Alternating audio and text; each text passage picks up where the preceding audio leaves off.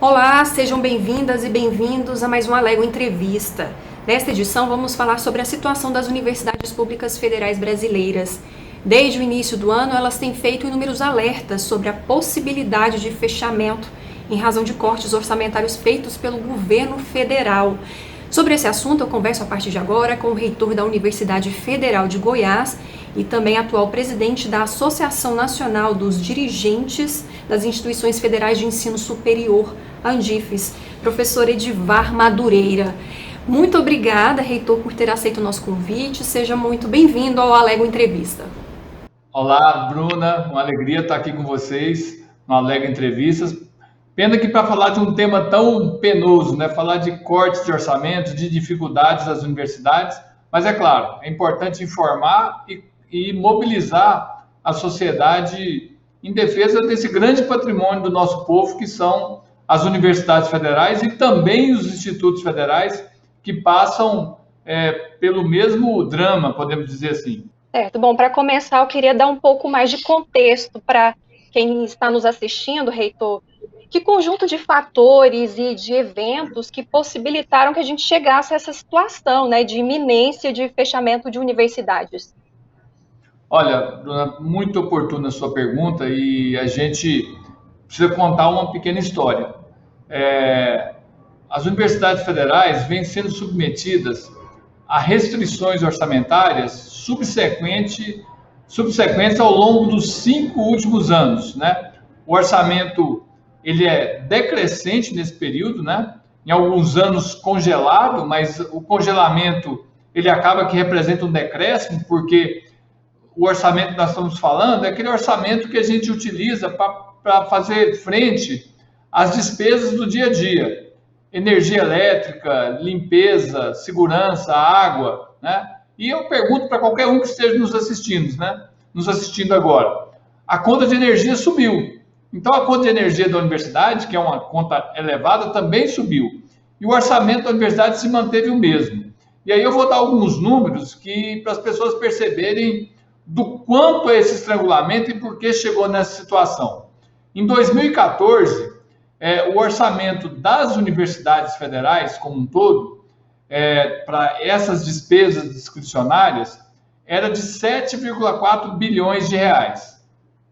Se a gente atualizar esse orçamento de 2014 para 2021, mesmo desconsiderando que nesse período a gente teve um acréscimo do número de estudantes de 1.200.000 para 1.350.000 estudantes, se a gente atualizasse esse valor, corrigindo pelo IPCA, esse valor deveria ser de 10,7 bilhões. E o orçamento aprovado para o ano de 2021 é de 4,3 bilhões, ou seja, 40% daquele orçamento que a gente tinha em 2014, né? Na UFG, a comparação é a seguinte: nós teríamos naquele momento 96 milhões, que atualizados deveriam equivaler a 136 milhões, e a gente recebeu esse ano apenas 56 milhões. Né? 56 milhões para uma universidade que tem uma despesa mensal de 7 milhões significa um déficit insuportável. Por isso que a gente fala, pode fechar? Quando a gente usa a figura de pode fechar, não é que o reitor ou qualquer agente público vai chegar aqui e baixar as portas.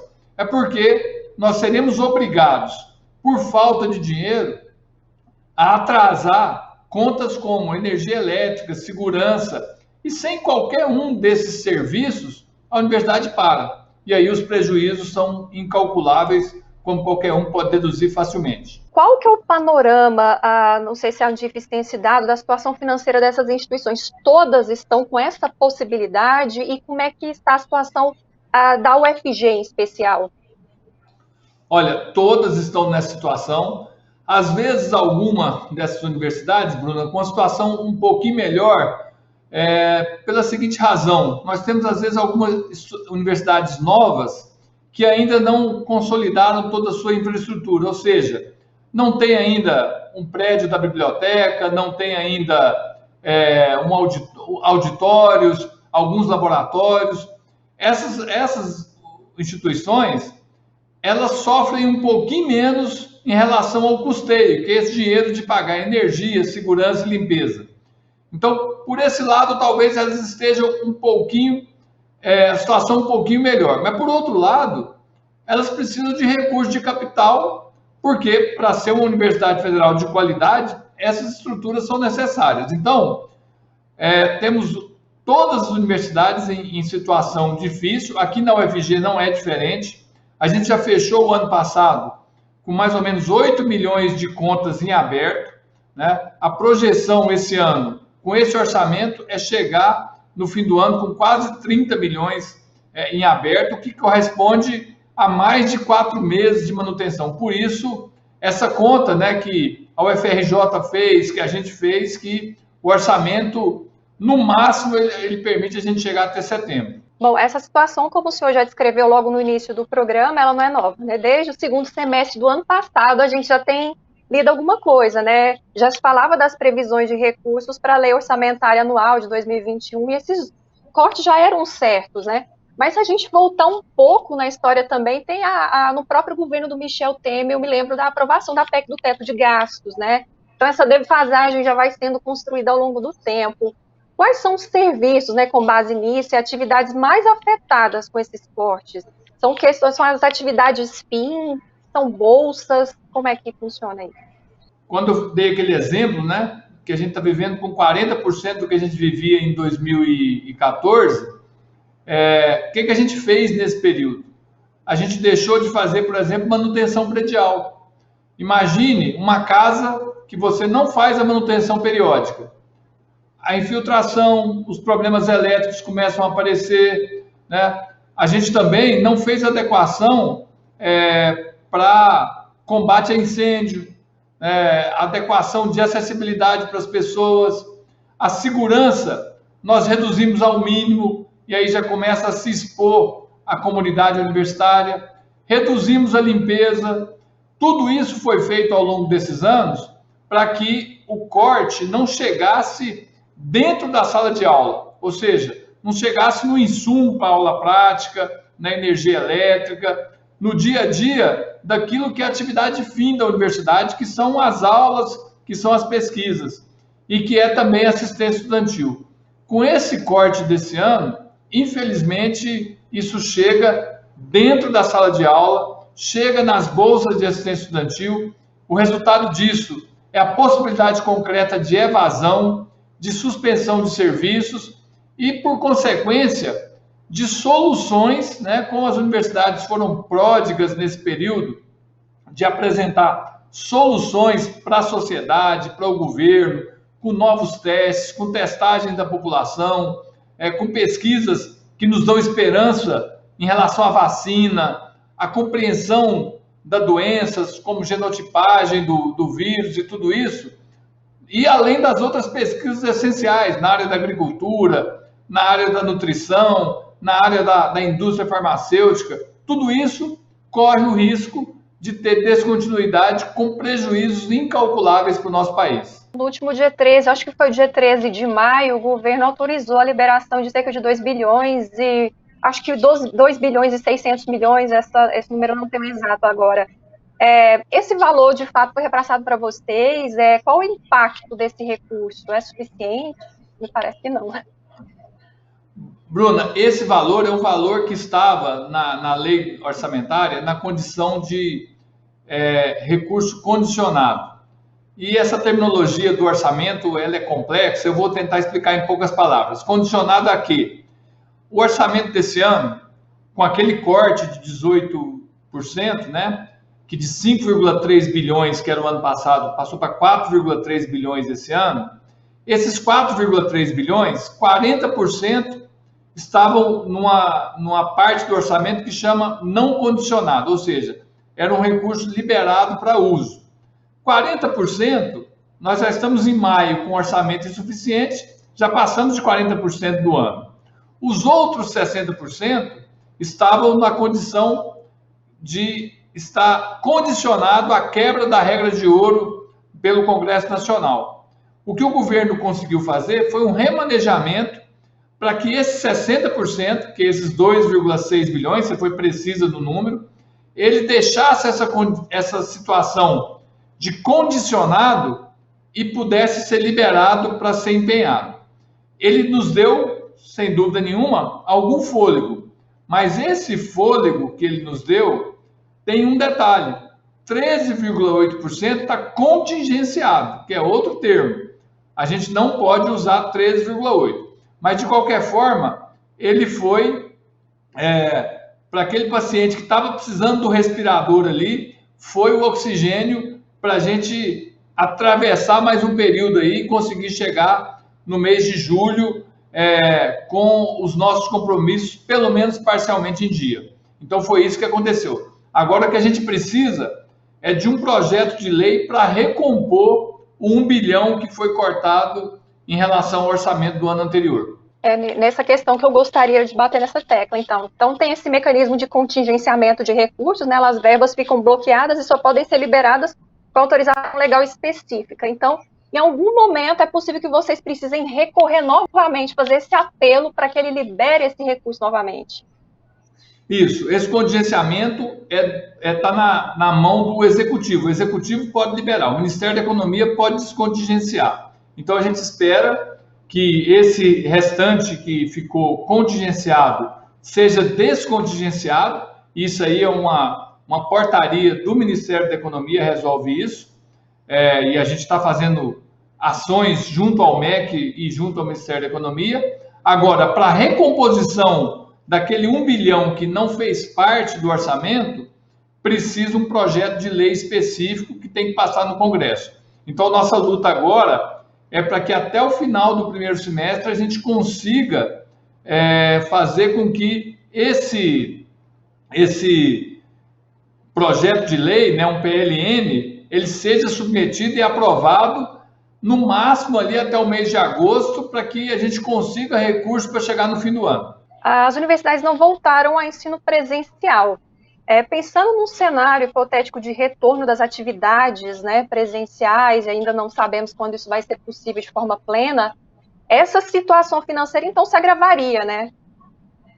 Sem dúvida nenhuma, Bruna, você tem toda a razão. Agora, se a gente tiver condições de voltar presencialmente, nós não mediremos esforços nenhum, nós voltaremos. Não pode ser um pretexto para a gente gastar menos, a gente não voltar presencial. Se tivermos condições objetivas para voltar presencialmente, é consenso entre todos nós reitores. Nós voltaremos presencialmente e, é claro, aí a possibilidade do recurso acabar mais cedo é ainda maior, porque um retorno presencial implica em revisão dos contratos de limpeza, de segurança, de aquisição de EPIs, de pequenas adequações em espaços em relação à ventilação. Tudo isso será preciso ser feito.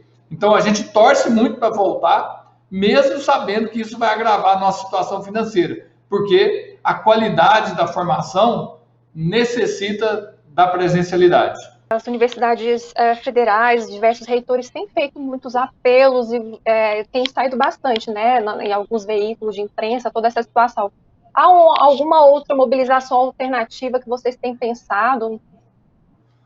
Olha, a gente está mobilizando o Congresso, vamos conversar com o presidente do Senado, presidente da Câmara, existe até um compromisso deles de nos atenderem nesse PLN.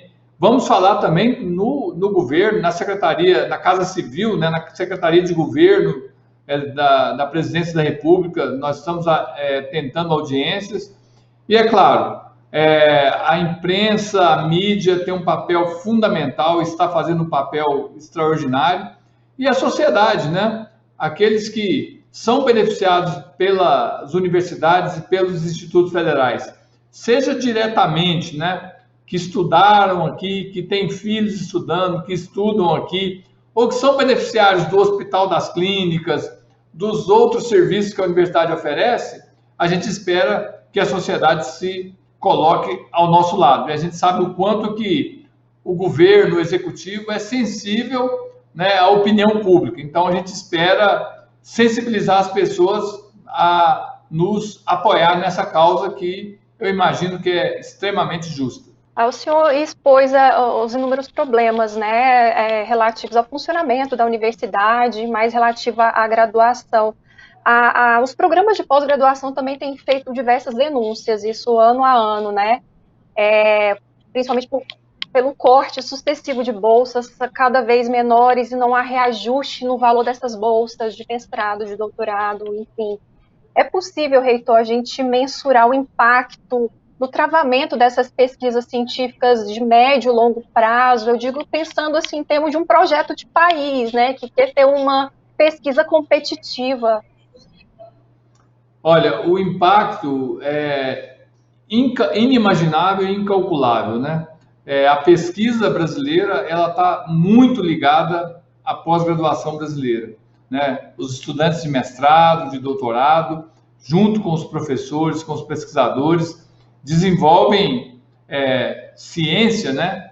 Que se tornam aplicações práticas para questões do presente e do futuro, né? Muito do que se está sendo pesquisado na universidade hoje vai mostrar o seu valor daqui a uma década. Então, qualquer perda, qualquer descontinuidade que a gente tem no presente, o impacto é para frente. E isso é quase impossível de ser recuperado num mundo competitivo como a gente tem hoje. O mundo inteiro aposta na ciência e tecnologia para a solução dos seus problemas, enquanto que no Brasil a gente vê o governo federal na contramão da ciência e tecnologia. Para dar um exemplo, uma luta grande de várias entidades conseguiu descontingenciar um fundo que é para o desenvolvimento científico e tecnológico, chama FNDCT, que tem 5 bilhões de reais parados lá para ser aplicado em ciência e tecnologia, que o governo contingenciava esse recurso.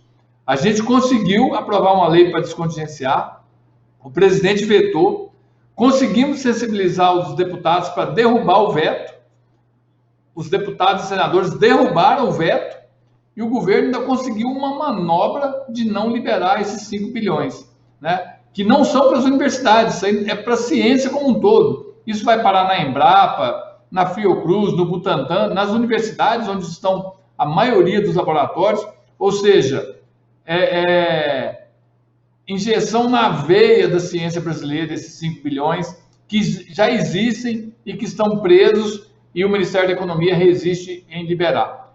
Amanhã teremos uma audiência no Congresso Nacional com parlamentares, justamente para ver se conseguimos fazer com que esses recursos irriguem literalmente a ciência brasileira. Reitor, a gente está se encaminhando para o encerramento do programa, por falta de tempo.